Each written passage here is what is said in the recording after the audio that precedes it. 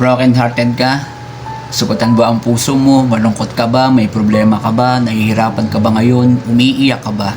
Kapatid, kung meron kang dinadanas ngayon na para sa iyo ay hindi maganda at nahihirapan ka, hindi lang ikaw ang dumadanas niyan.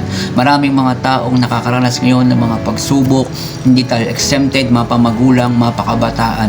Marahil meron kang problema personal, problema sa pag-aaral, problema sa pamilya, uhaw sa pagmamahal ng pamilya. Kapatid, ang lahat ng problemang dinadanas mo ngayon na hindi lang ikaw ang dumadanas. Dinadanas rin siya ng ibang tao. Dahil sabi ng Bible, wala pang pagsubok na dumating sa iyo, hindi pa dinanas ng ibang tao. At sa kabila ng pagsubok, tapat ang Diyos. Hindi ka niya bibigyan ng mga pagsubok na hindi mo kaya.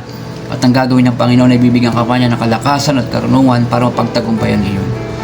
Ang tanging gagawin mo lamang ay lumapit sa Panginoon, sapagkat sabi ng Bible, lumapit kayo sa akin, kayo mga nabibigat ng lubha sa inyong mga pasanin, at kayo aking pagpapahingahin.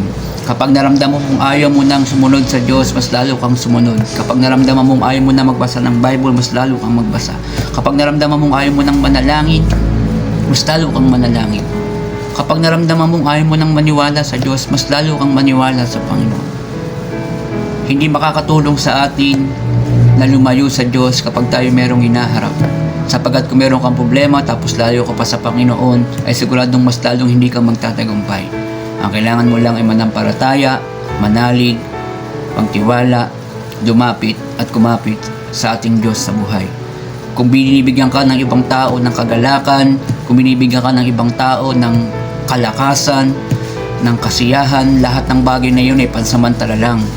Dahil ang taong nagbibigay sa iyo ng kalakasan ay pwedeng maging dahilan din para manghina ka. Ang taong nagbibigay sa iyo ng kagalakan ay pwedeng maging dahilan din para malungkot ka.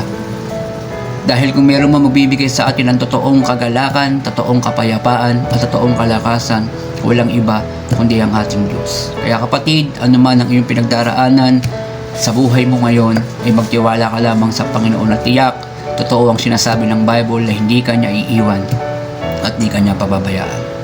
Pagpalain po tayong lahat ng ating Diyos sa buhay. God bless you po.